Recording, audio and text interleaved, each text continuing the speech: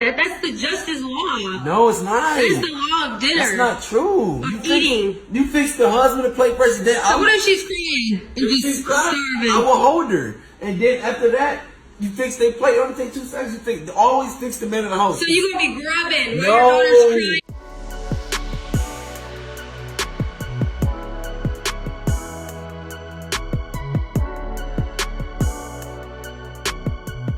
What are some of the top mistakes that women make in marriage? Number one, putting your kids first before your spouse. You married your spouse, so put him first. Doesn't mean you have to neglect your kids at all.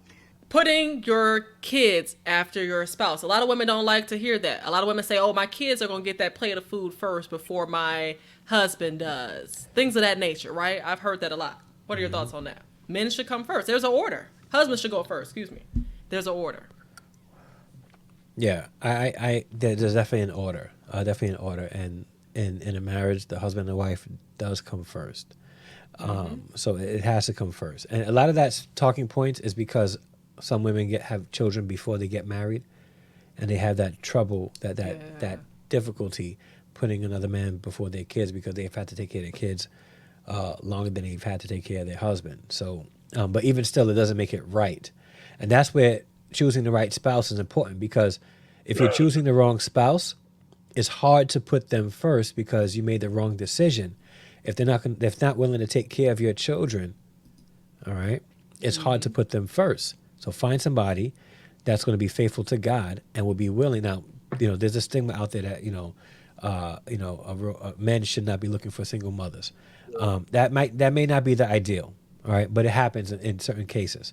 But if it is going to happen and you have a man that's willing to date you and then eventually marry you, make sure that this man's going to take care of your kids as if it would be his own. Yeah. Or on the flip side, as if she's going to be treating your children like if it's her own also. If you do that, it's going to be if you don't do that, very difficult to put your spouse above your kids, because you're not sure if your spouse is going to take care of your kids the way you would. Mm-hmm. And then if that's the case, the person who is really responsible for that is the person who married the one that's not going to be a good parent. If you can't put your spouse before your children, then you made a wrong choice in that spouse. Yeah, because there is an order. God is a man. God is a God of order.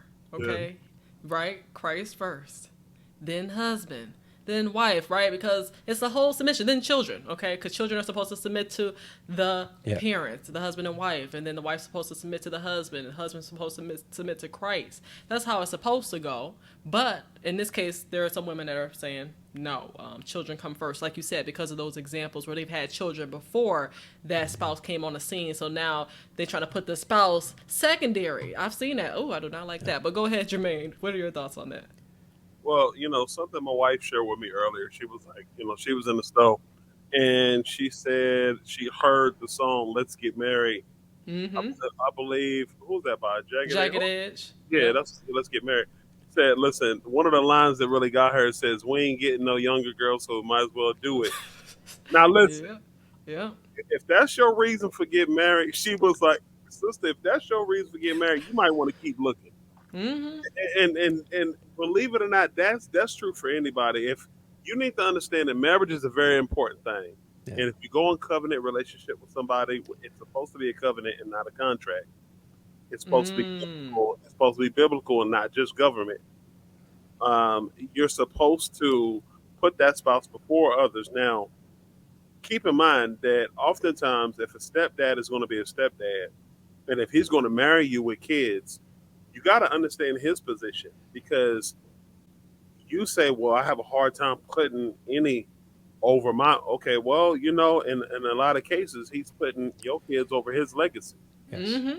Yes. Oftentimes, he may not even have kids of his own, but he said, you know what? No, I'm going to put a cape on and save the day. I'm going to come in to be the stepdaddy. And I need for you to work with me to have those kids respect me in the same manner. And if we have a covenant agreement, regardless of you having children before you met me, we need to have an understanding that it is me and you. Because if they see any division, kids can be very divisive. All right, and if they see any chink in the armor, they're gonna go for it. Oh well, look, and they'll start playing you against each other. So I understand that it may be a slippery slope, but you're not in a position to be. You don't have the leverage because you're in a vulnerable situation because you're. And I want to be respectful, and I'm not trying to be disrespectful at all. But do you understand what I'm trying to say? You're already at a disadvantage, and by the grace of God, if we're talking about biblical, it's good and it's honorable for someone to scoop in and not only be your husband, but agree to be the father to your children. And their father may not even be around, but I know that there's too many testimonies I've heard of great stepfathers and people who talk about stepfathers, and had it not been for the stepfather that stepped in, they would have been a lost cause. Yeah. Right. So I believe that the biblical way, I don't care how you get there, is husband and wife in the kids. I always tell Nick, and I'll tell that to the grave. We talk to each other all the time. Like I said, this bracelet says "till death do us part." Before it was me, Josiah. Before it was me, Josiah, Jeremiah, and Jediah. It was me and Nikki, Right. and that's what it's going to be to the grave, till death do us part. Because Amen. if it wasn't for no me and Nikki, there would be no me, Nikki, Jeremiah, Josiah, and Jediah. There wouldn't be any five. So you got to always go back to that one, and you can never lose sight of that connection that y'all have, because when those kids get grown and y'all They become gonna leave empty you. nesters, Yeah. you gotta understand what it means to be married to your spouse. Yeah. All Tell right, 'em. you not lose track. Yeah. And I Sorry, think go ahead. we can't forget that after, like, your children are not meant to live with you forever. Amen. All right. They will move out. They may have families of their own, and then you know what's going to be left?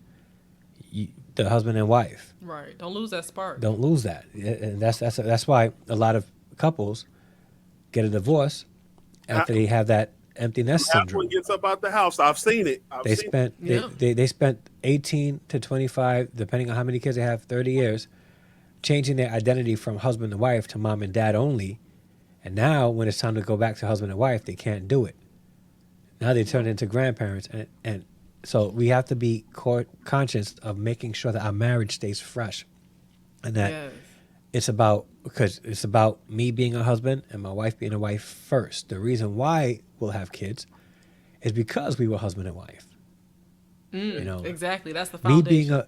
being a dad, right, is an effect of me being a husband, right? It's causal.